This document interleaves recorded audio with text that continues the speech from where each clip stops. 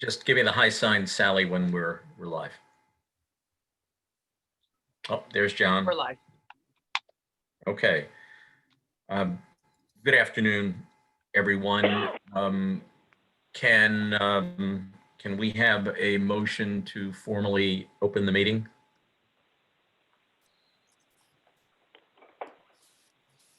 Motion from any member of the committee to open the meeting? I'm sure. Make a motion to open. Okay. Second. Thank you. All in favor of opening the meeting, please signify by saying aye. Aye. Great, thank you. So the meeting is formally opened. And the first order of business will be to consider the minutes for the meeting of October 30, 2020, which were drafted by Brian, and I submitted an edit. I do not believe there was another edit. Any comments, questions, corrections, additions to those edited minutes? Hearing none, is there a motion to approve the minutes as edited? I motion to approve. Second. Second. Thank you. All in favor, please say aye. Aye. Aye. The motion, thank you. The motion carries and the minutes as edited are approved and will be put in final. Brian, may I ask you again to serve as secretary for the meeting? Yes, I'm already doing it. Great, thank you very much. I think we should, if I made a motion, Brian, to nominate you formally as the secretary for the ad hoc committee, would you be willing to accept that? Would you be willing to accept that position? Yes. But someone has Well, to second. I'll second. Great. Thank you. And I didn't discuss this with Brian beforehand, so I'm kind of springing it on him. All in favor, say aye. Aye. Aye. Any opposed? The motion carries, and Brian, you are formally designated as the secretary for this committee and may so indicate in your signature line for the minutes going forward. And thank you. You Thank really you. do a great job. I have served as secretary of a number of committees over my career, and you do a great job. So thank you. I second that also. Thank you. Great. I have a question for Sally, and that is whether our meeting yesterday with the Board of Ethics constitutes a formal meeting of the ad hoc committee, or not.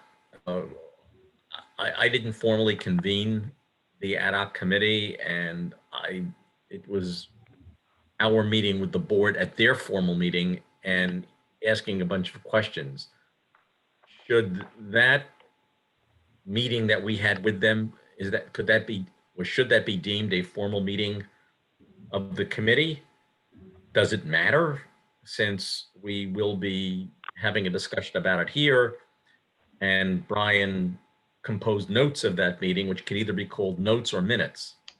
I don't know, Dan, answer to your question, and I thought about that after the meeting last night. I can talk to our attorney or look at the New York State Open Meetings Law and get an answer for you, and I will do that. Okay, I see no upside or downside in either, since the meeting itself was an open meeting. It did not go into any executive session. They continued their meeting after we left it. And so either way works for me. And either way, we will review Brian's notes and use that as a discussion piece for us going forward.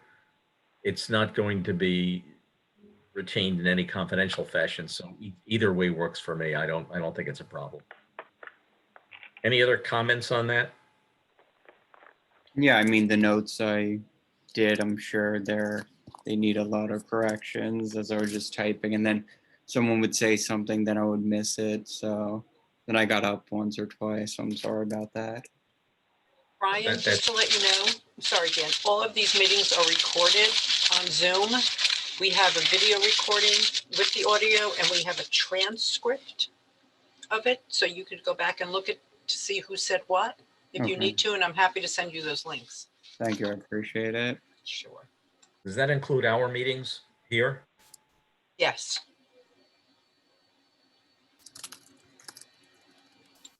Well, I didn't realize that we were immortalized. So we go into the history and archives of the village of Mamaroneck. I'm honored. So thanks for the information. Okay.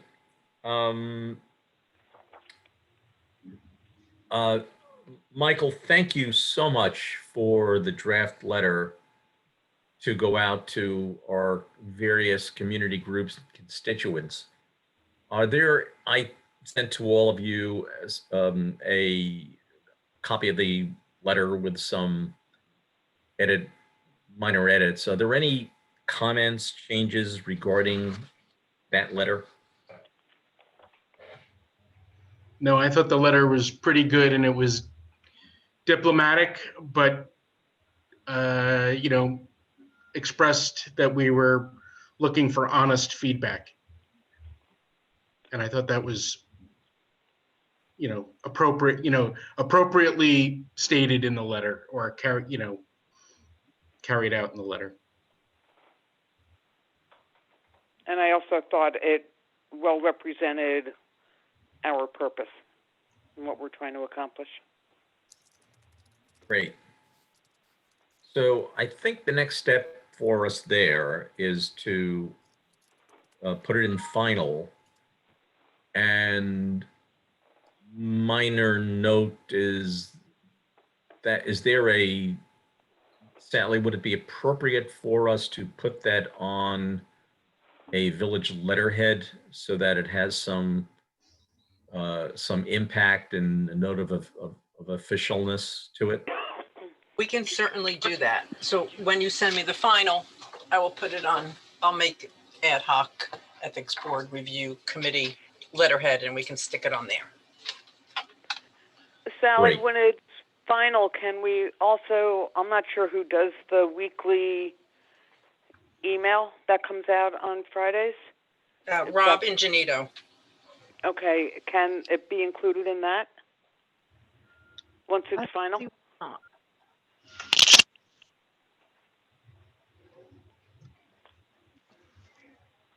Was there a reply to that, Sally? I'm sorry, did you hear me? I think I unplugged myself.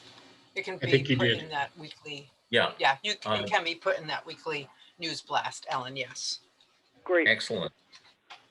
And I apologize, but I do not recall exactly where we were on the question of a list the village may have of relevant addressees, such as community organizations and other organizations who might be recipients of the letter. Is that a question for me? Yeah, I guess so. I guess it is. We don't have an official list of organizations. I had one a few years ago. Of neighborhood associations. I don't know how up to date it is. Most of the mailings that we do here, the mass mailings, just go to every resident. I would have contact information for the Community Resource Center, Chamber of Commerce, if you need that. And the churches, I do have those.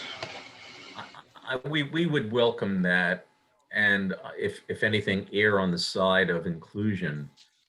So to whatever extent you can send us such a list, that would be appreciated.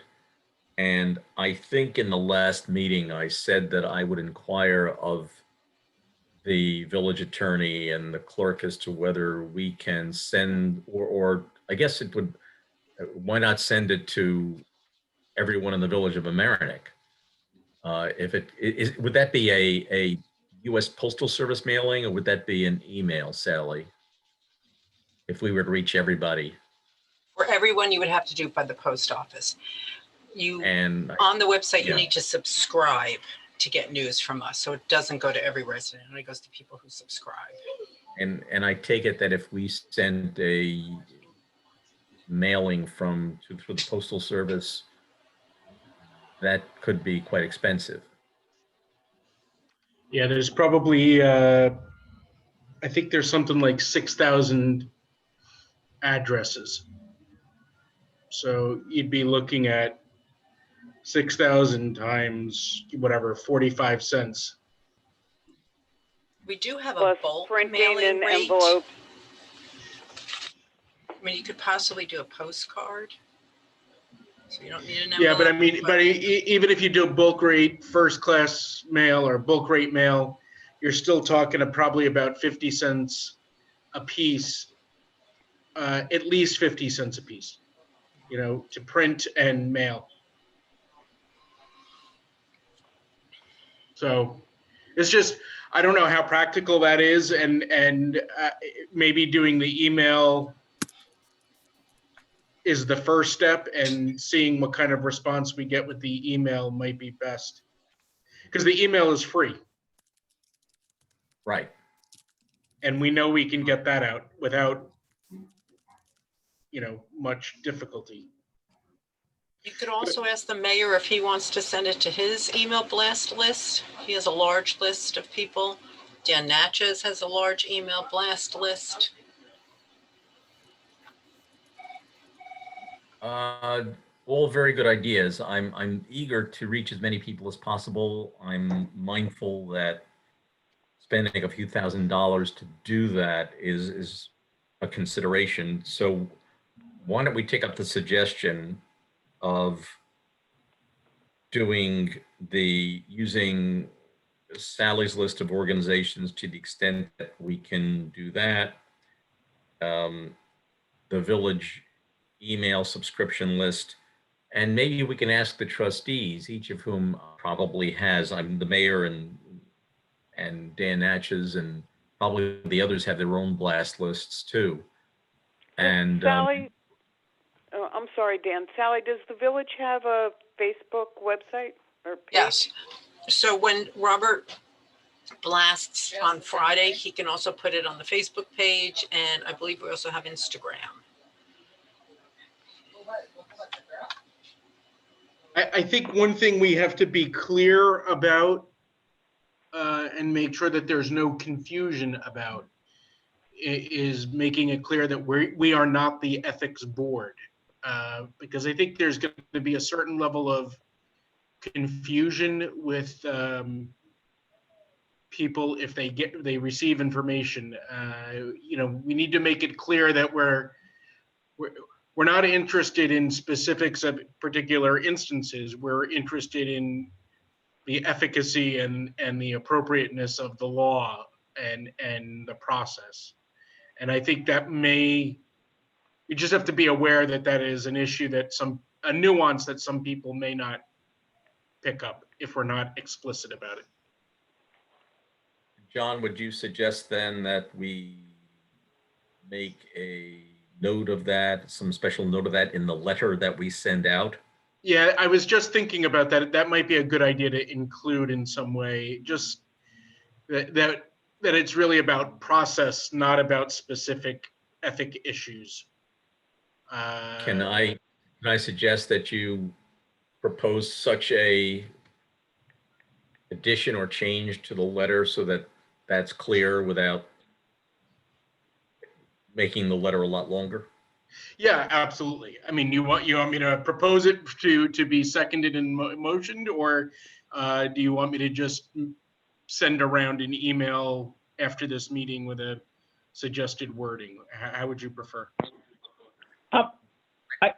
I'm wording the letter right now. I'll make the adjustments, and before the meeting's over, maybe we can get it out and just take a look at it like that. John, if you want to send it to me also, I'll include it, but I can. I'm fine with, anything. I just really, what I don't want people to feel like is, on the meeting we were on last night, we heard from the ethics board that there were a lot of tit for tat issues that seemed to happen.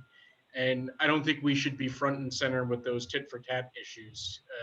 That's not our purview, nor is it our responsibility. And, that's stuff that I don't think we should be getting bogged down in. That's all. So if you want me to make I make a motion that we note somewhere in the letter that, that we are evaluating the process, not looking for specific instances of ethics lapses. Second the motion. All those in favor, please say aye. Aye. Aye. Aye. Any opposed or discussion on the motion? Great, that's carried. And I guess what we decided, Michael, you'll make the change and send it around to us? On it now, Mr. Chair. Great, great. And maybe what you can do is just read it to us and add it, and so we can do that efficiently. Okay. And if I haven't said it already, I think I indicated before, and I will ask the village attorney and the clerk about mailing our letter to village employees and getting information regarding the labor unions that represent them, so we can send it to them as well. Okay, any further discussion on the letter or the communication of the letter? Just that I feel as if, we should keep track of every group and wherever we send this out, just, for our record to show how we try to include as many people as possible. I wouldn't want to lose track of everyone that we sent it out to. Agreed.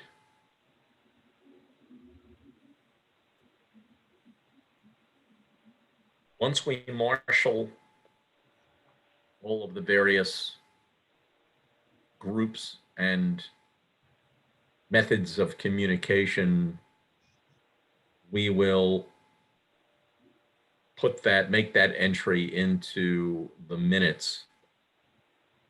However it's done, if it flows to me as chair, I will make sure that that's in one list, and you have it, and that it's in in our official minutes, so that we have a record of that.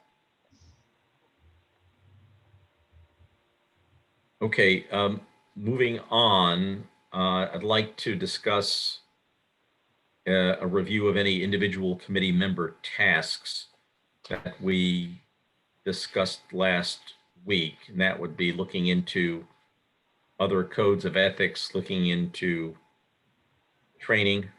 Any reports? I know it's early, but are there any reports or comments on that? So I had two takeaways from last week. One was to pull Code of Ethics policies from surrounding municipalities, and thank you, Sally, for making the copies for me. So I've pulled 6. I have Larchmont, Town of Mamaroneck, Scarsdale, City of Rye, Harrison, and Port Chester. Just looking at the length of policies, ours are much longer than all the others, so I thought that was kind of interesting, but I haven't gone through the details yet. The other takeaway I had was on training. I reached out to Danielle Gilliard. She forwarded my email to Jerry Barbario, the village manager. And what my question was, did they know of anything that the state or county offered for ethics training on an annual basis, or could they point me in the right direction to do research? Followed up with Jerry late yesterday afternoon, and he forwarded the invitation to me for the conflict of interest training that took place Thursday morning, so which I had attended. So no real information there. However, in the conflict of training session, the gentleman who gave the course said to conflict of interest training session, he provided his number and said to feel free to reach out to him with any questions. So I will call him and ask if the state offers anything on a regular basis, so we could take it from there. Great, thank you for that. Mm-hmm. Any, So hopefully by any- next week I'll have more info.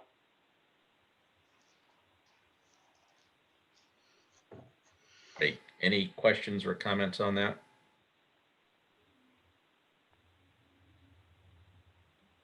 And Michael, I've just received your proposed additional sentence, which reads as follows. Committee will not oversee the current ethics committee, which is a board, by the way. We should make it the board, call it the Board of All right. Ethics. The committee will not oversee the current Board of Ethics or investigate complaints, but instead was created to review the current, we'll call it Code of Ethics and processes.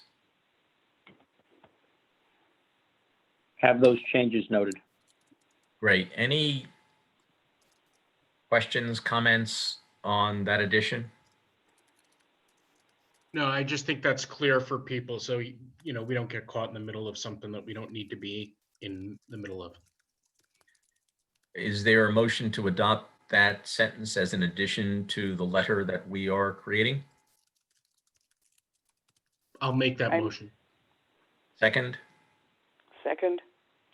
any discussion on the motion? If not, all in favor, please say aye. Aye. Aye. Any opposed? The motion is carried. Michael, thank you for that quick work.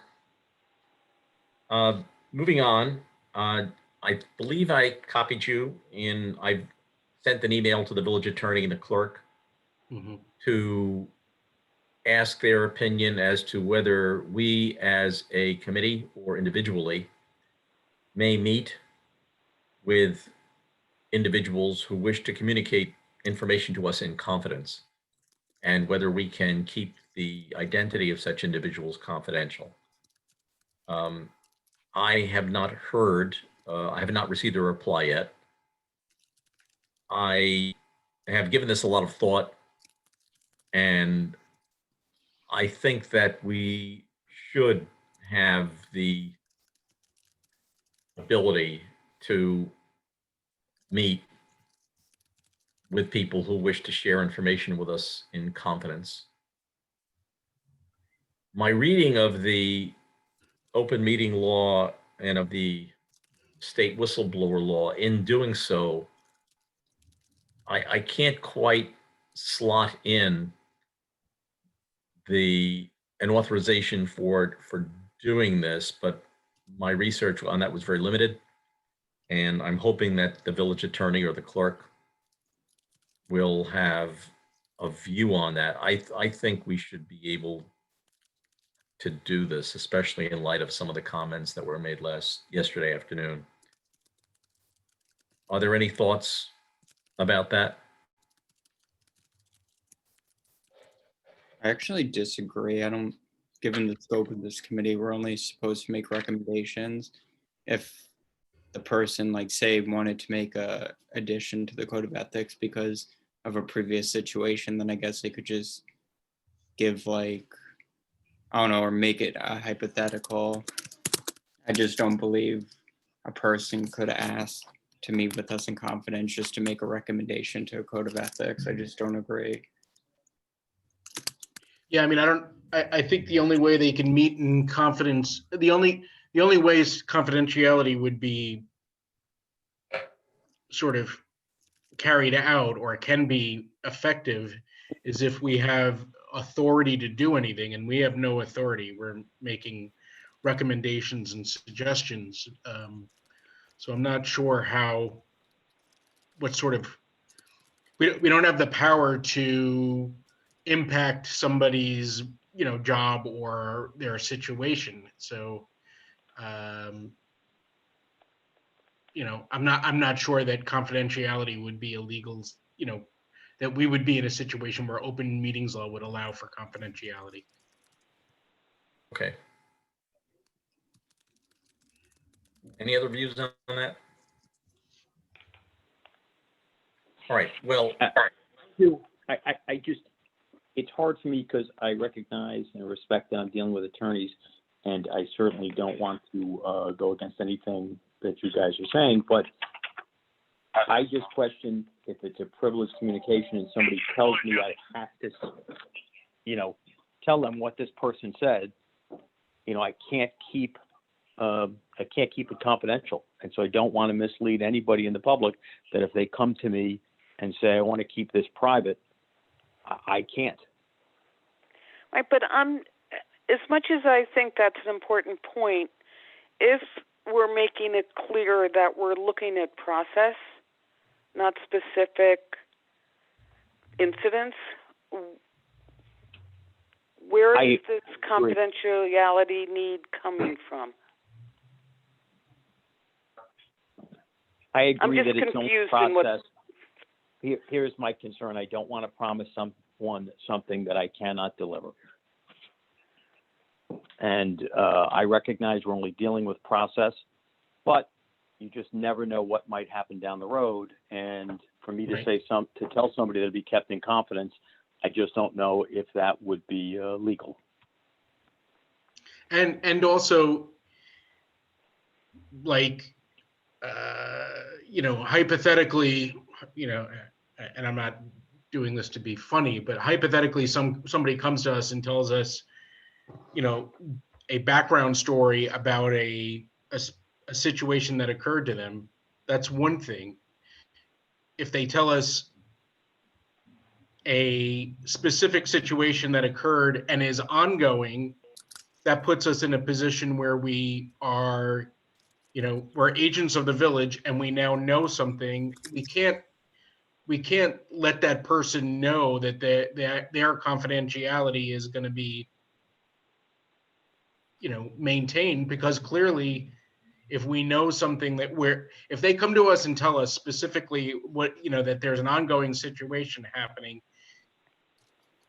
as a result of being a member of the board, a subcommittee of the village or a committee of the village, we're obligated to share that information. So I don't, we can't tell somebody that they have the ability to come to us in confidentiality, and then when they do come to us with something that is a potential problem for the village, we can't not tell somebody who can carry out a remedy of some way. And that's the problem that I find. And I think letting residents or people come to us who are looking for it, part of what concerned me last night yesterday when I was listening to the meeting with the ethics board, a lot of those questions that, a lot of the issues that seem to be coming up with the ethics board, those are not issues that the ethics board should be addressing. That's the village attorney's responsibility.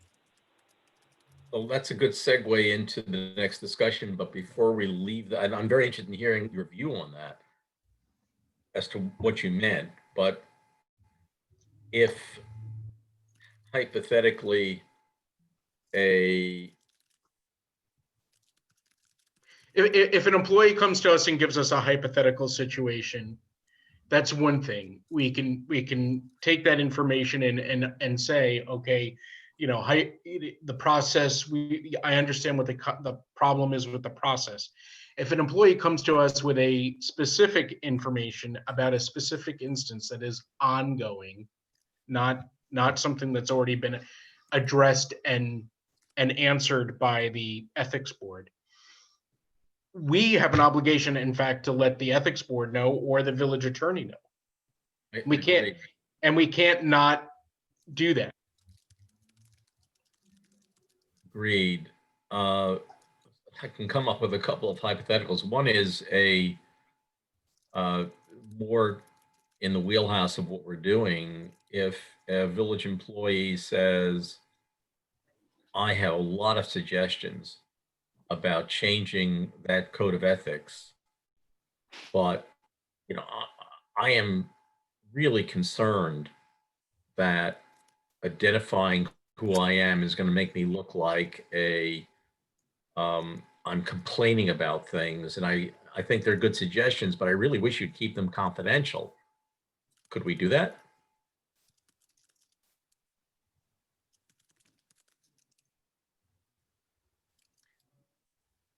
I kind Well, of if feel like someone's making a list of suggestions. The suggestions themselves are call them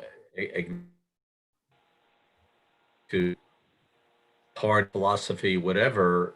But here's Yeah, somebody who just wishes to remain anonymous. I don't see hypothetical suggestions being something, I don't have any problem with somebody being, remaining anonymous. I wouldn't say confidential, but remaining anonymous if they want to share information with us. I don't see that as a problem. But if somebody were to get into specifics, then we would have to disclose who that person is.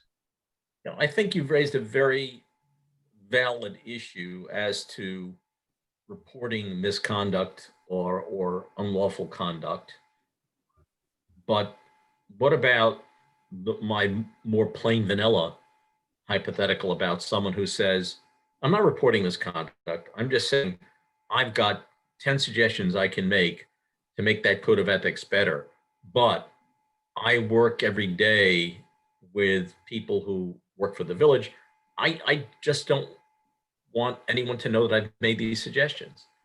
Could I take those suggestions and put them to all of us here and say, look, I can't tell you who made these suggestions because they want to remain confidential. They want to remain anonymous. That's a meeting in confidence. But let me ask the question differently, though. Forgetting confidentiality, as we're getting recommendations from the community, do we need to attribute the who to any of these recommendations? If we as the ad hoc committee believe they're sound recommendations and need to be submitted to the Board of Trustees, we're the ones submitting them. To me, this is just doing a community-wide brainstorming session, in a way. Agreed, but what if... And I'm not a lawyer, so... Yeah, no, I mean, Dan, I mean, I understand your point, and I think there's a fine line there. I do somewhat agree with Ellen that we don't need to attribute every suggestion to a name, and I don't think that's. I think that's our responsibility, is to weed through those suggestions and see whether and be familiar with the code, familiar enough with the code that we could sort of evaluate whether or not various suggestions make sense. And I think that's reasonable. I don't think every person has to be, every recommended change to the code or change to a process has to be attributed to somebody, because like you said, there may be people who just don't feel comfortable sharing that information. And there may be people who, having been a trustee, there may be people who are comfortable sharing with me that they're not comfortable sharing with the rest of this committee, or the other way around. They may feel uncomfortable sharing with me directly, but are okay having it filtered through other members of the committee. So I don't have a problem with not attributing suggestions or changes or recommendations to specific people. I don't have a problem with that. But I do believe that, if we start getting into specifics of particular issues where there may be whistleblower issues that are of concern, we have no pretense of confidentiality. All right, I don't want to belabor the point. It's at the back end of this, what we deliberate and what we record becomes subject to freedom of information. So if there are people who wish to make recommendations but keep their authorship confidential, I think we have to at least caution them that essentially everything is discoverable. Let's move on. Sorry. Like Go if, ahead. I mean, since we can't really meet in person with people, given the situation, and say like someone knows that one of us is on the committee and then they email us and say like, oh, I want to keep this in confidence. But I think emails, even for like volunteer members, are subject to FOIL, if I'm not mistaken. So I don't think those could be kept in confidence. If someone wanted to make a FOIL request, like I was on the traffic committee for 3 years, if someone wanted to FOIL the emails, I would have to give them back to the village on my own personal email account. Sally, are you still on? Yeah, and that's correct, Brian. Any business you do on behalf of the village, it doesn't matter what device you're on, is foilable. Right. So if I'm deleting emails, that's an issue. Yes. Aha. Okay. Yeah, don't delete emails. Please. I'll stop. Dan, my apologies. Jocelyn just joined. Great. Okay, let's go on to the 4 o'clock meeting we had yesterday with the Board of Ethics. I've noted I have quite a list of subject matters that arose that I believe are worthy of our attention, but I first want to reach out to you all to ask what your thoughts, reactions were, what was constructive for us insofar as the work we're going to be doing, and are there red flag issues that jumped out at you that require more attention than others? Just one of my overriding feelings coming out of that meeting was I was a lot distressed to hear that over X number of years, none of the recommendations they've made have been accepted. I found that very perturbing because what are they there for? Yeah, I agree. I wasn't surprised either, to be honest. Like I was on the traffic committee for 3.5 years, and I think maybe 5 of our recommendations were even entertained, not even approved or disapproved. Like I don't mind if they're all rejected, at least they were talked about. But I think when you're like, oh, we love our volunteers, and then you don't even address the work that they do, I think it's disheartening. And I'm not surprised that the Board of Ethics has made all these recommendations, but the Board of Trustees haven't acted on any of them. So I wasn't surprised. Yeah, I was surprised also, which is, why I had asked the question, including the current board, because my experience on the budget committee is some stuff has been approved, but they're very receptive to the stuff we're submitting, and there's discussion. So I found that quite shocking. Sorry, I was not shocked at all. I wasn't surprised at all, given my experiences on the traffic committee.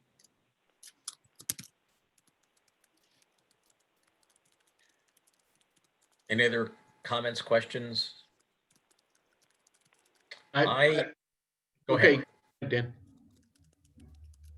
My feeling is, I think we need to check with the Board of Trustees to see what their response is to sort of the same question, and see whether or not the recommendations were discussed and they chose not to move ahead, or whether or not they were not discussed. To that point, can I make a totally unrelated suggestion? Should we be including Nora in our weekly meetings as our liaison? There's a liaison to this committee.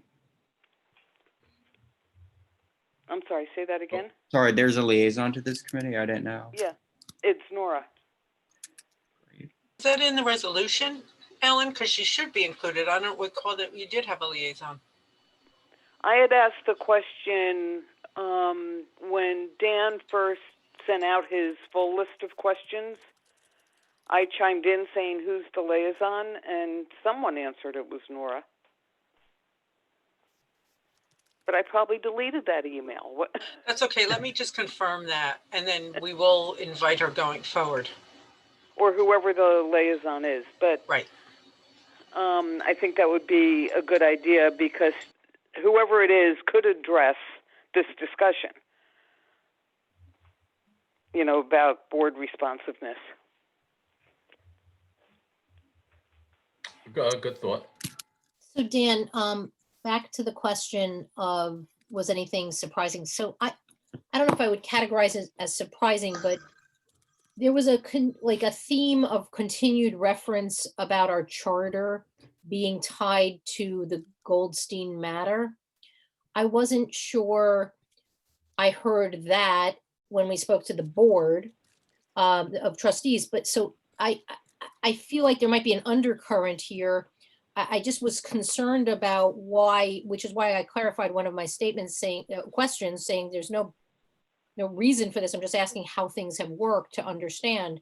I don't know if anyone else picked up on that or whether it matters, but just quick reactions were that this is only we're only looking at this for as a result of the Goldstein matter. And I'm not sure I heard that as part of our charter. And if it is, just someone clarify it for me.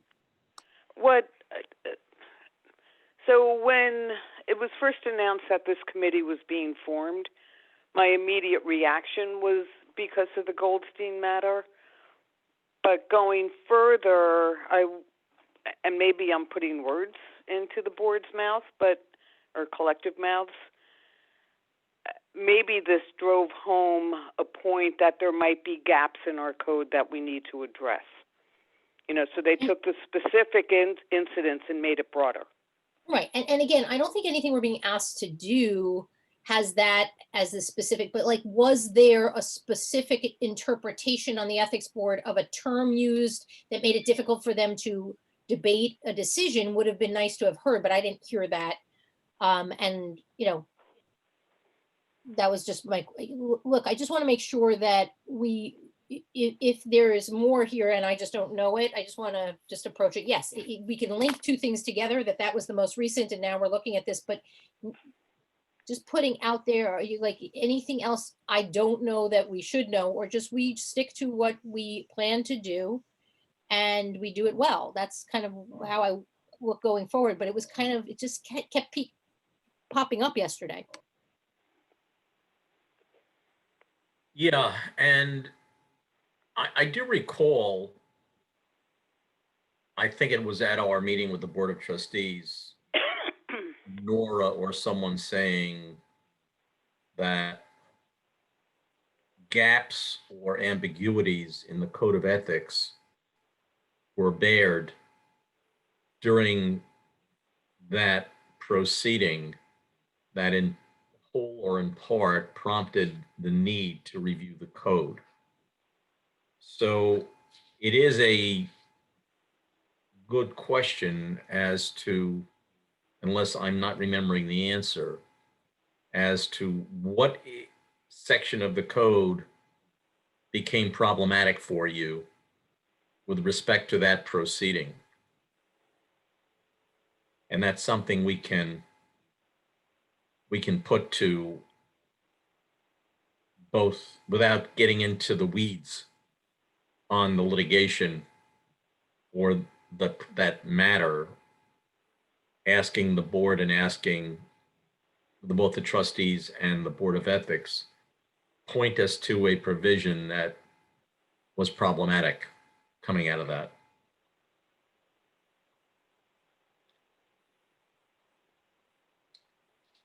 Clearly, they were focused on land use issues yesterday, and Recusals also like. seem to be- yes, okay, right. creating the impression in my mind that, or not the impression, but saying in effect that 90% of it is land use stuff, and asking for clarification on what happened when you recuse. What are the consequences of recusal? Which I think is a good question.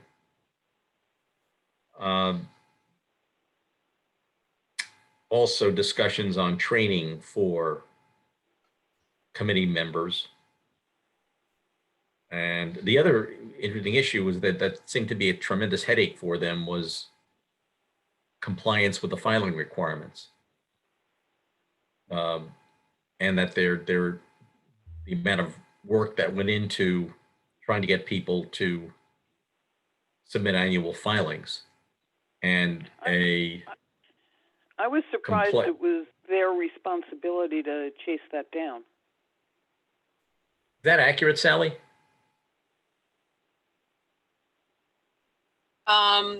If not theirs, I don't know whose it would be. I'm secretary to the Board of Ethics, and so I assist them in that. But they go through all the disclosure forms. And even if they have a form from someone, it could be deficient in some way. So then they have to get back to me and say, okay, this information wasn't in the form and we need this. And then we have to chase them for that information. Sally, would that be for for village employees and board members, like boards, or just for boards?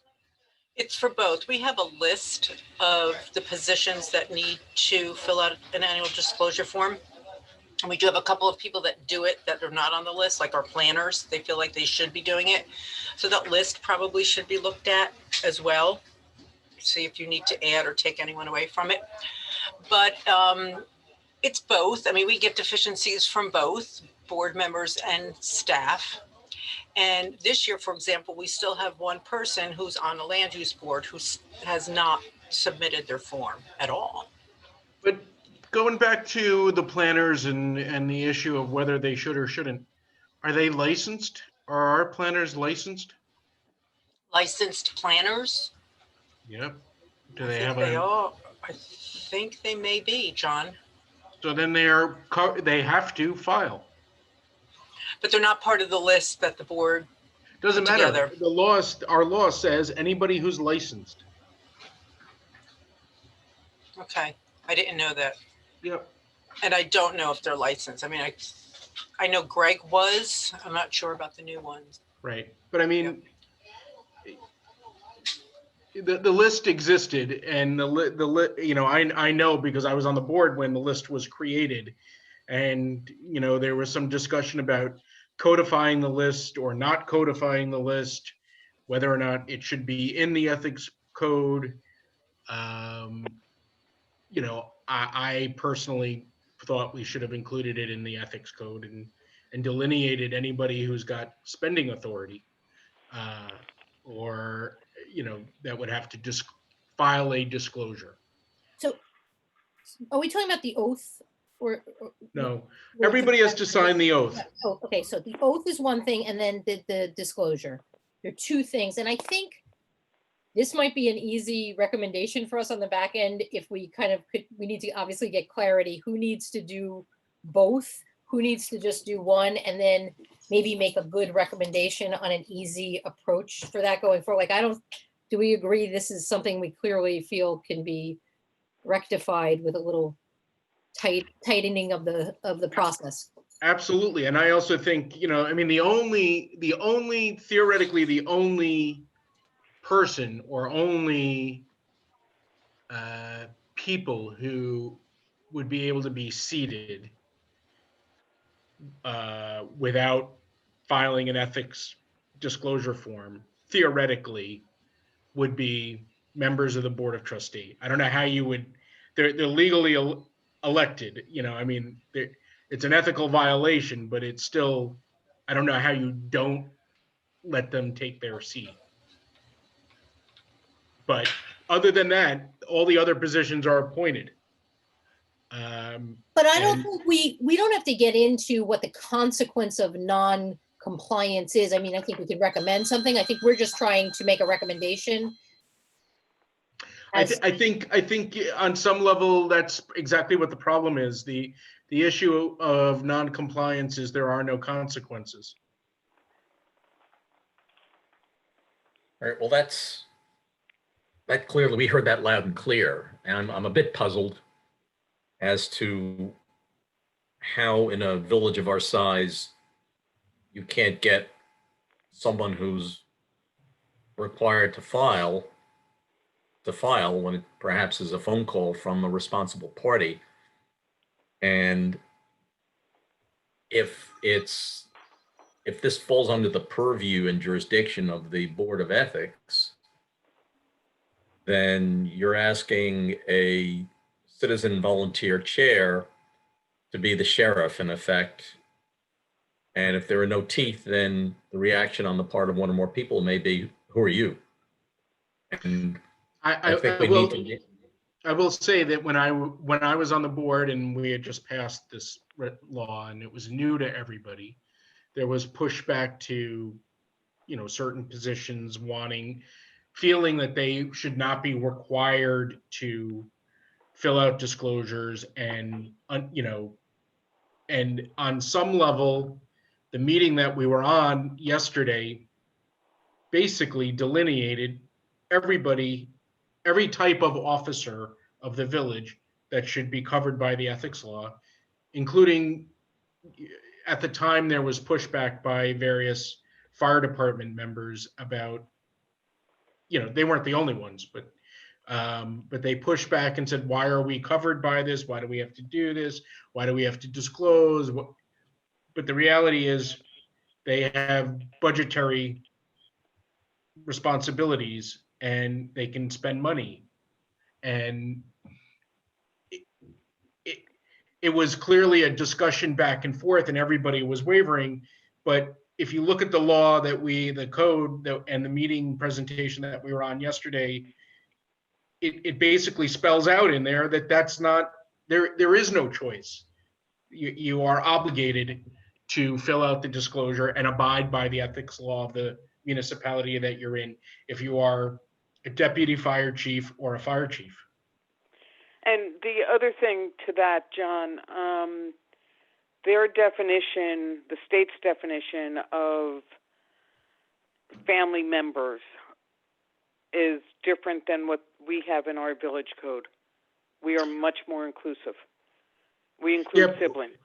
Yeah, but we are the state law is the village law can be more restrictive than the state law. Yes. By choice. Yes. Yep. Yeah. Seems to me, if the law says you need to file, then you need to file. Right. And then it's a matter of who enforces that and how do we obtain enforcement. And if it is the law of the village, then the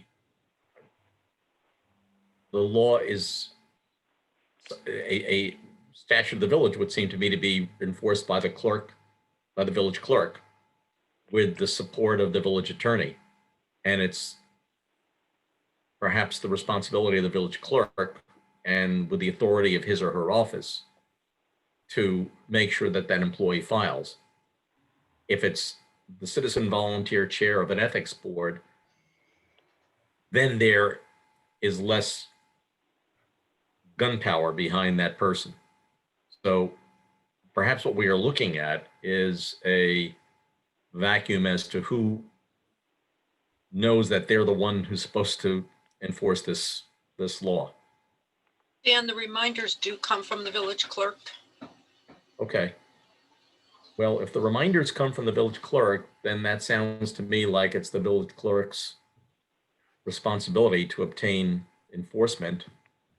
And if the village clerk is not being complied with, and then the village clerk has a duty to inform the supervisor of that relevant employee that your employee faces discipline for failing to file, whether It's it's never been an employee though, sir. It's always been board members. always been board members. Well, then there is an alternative. Right. The alternative is removal, if not a village trustee, but removal of an appointed member. But I don't think the code says that.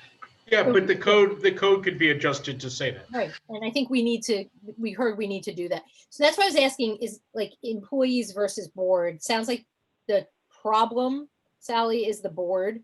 So that's why I heard, like, if it's employee, I Yes. also think not just the village clerk, just FYI, but maybe even HR. I hate, having that background of responsibility. There are different places we can recommend, but obviously we need to say you have 90 days, now you have 60 days, now you have 30 days, and then consequence or whatever the timeline is, or 9 days, 3 days, whatever.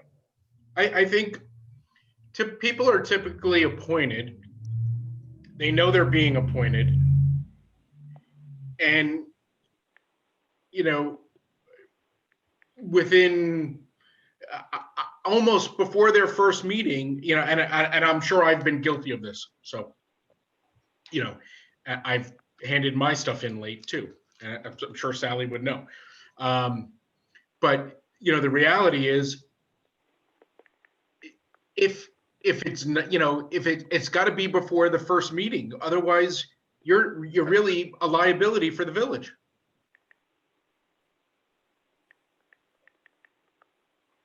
I mean, that's my opinion. If you're sitting on a board and you haven't filled out your disclosure form and you haven't signed off that you've read the ethics form and the sexual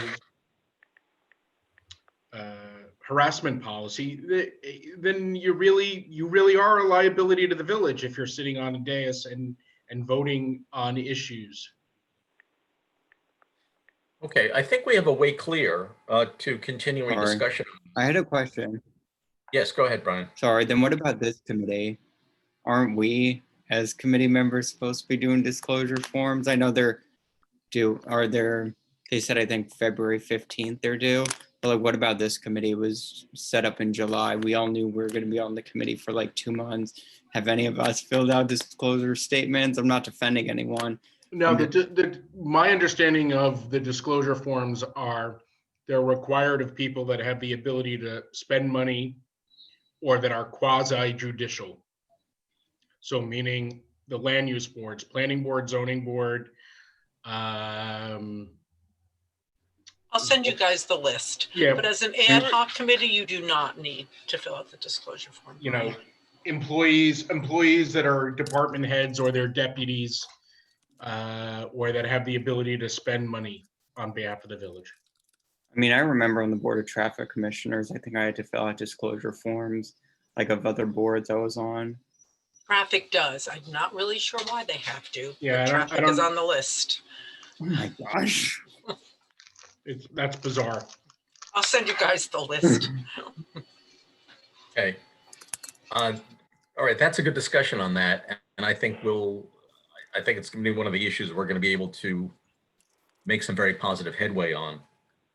I'm very mindful of the time. We're at about the hour mark right now. So I'd like to move to a conclusion. There are some other issues that came up involving the availability of, or the writing of advisory opinions. I'd like to, not for this meeting, but what went through my mind was and I raised this question about what happens when, do you give out informal opinions individually? Do you give them out as a board? I was, perhaps the issue has not arisen, but I was concerned about a situation where an employee calls up a member of the board of ethics and says, I'm going to an event tonight. There are going to be all sorts of door prizes. And can I accept them? And then the board member, because it's an informal inquiry, gives them a response, but there's no record, there's no docket of the request. And then at some later time, there's an issue that arises and the employee says, oh, but I called John Doe. John Doe said, fine, you $1,000 door prize, $1,000 door prize, you can accept it. So not for now, but perhaps for a later discussion.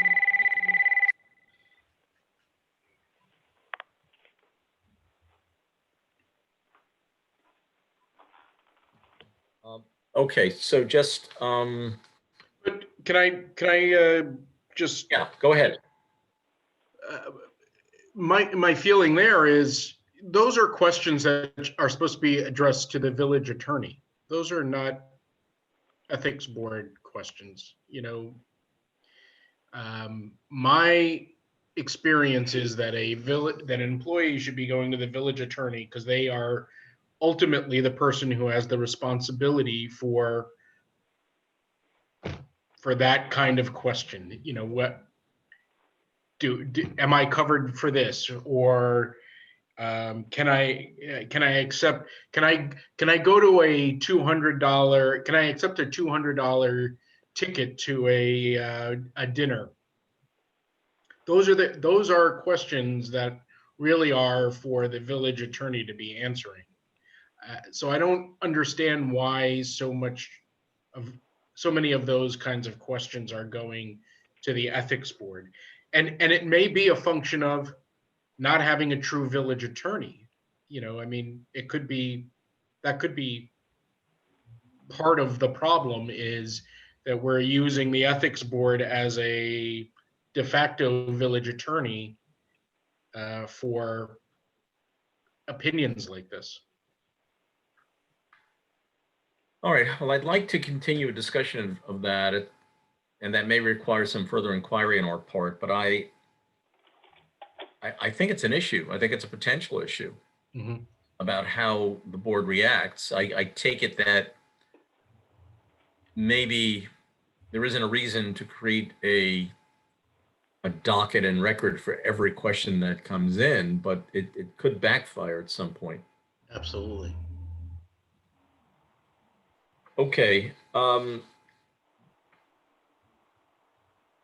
would like all of us to start thinking about, as we start going through the codes of ethics, about at some point, I think each of us who has an interest in doing so, now that we have the code in Word document form, making some proposed changes to the language. That's not a this week question, but at some point, if we're going to be making changes, proposals for changes in the code, we're going to have to tackle language.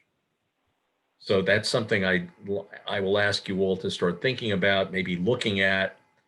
I probably will, not probably, I will start working on proposed edits myself. It may be something of a coordination issue where we have drafts flying around, but I don't want to get into that right now. Are there any other questions, issues, No, or but our discussion? The only thing I would add to what you just said, Dan, if anybody wants me to forward the Code of Ethics policies from the 6 communities that I downloaded, let me know. I'm happy to forward them on. Sure. Great, that would be very helpful. Yeah, Thank that you. would be helpful. All right, I'll send it to everybody. And if you don't want them, you don't look at it. Okay. And the drafting is not a now issue because hopefully we are going to be getting suggestions and comments from the community, which will factor into our thinking.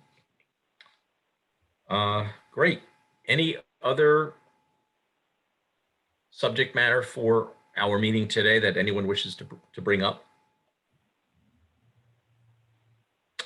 If not, is there a motion that we should adjourn pending our meeting for next week?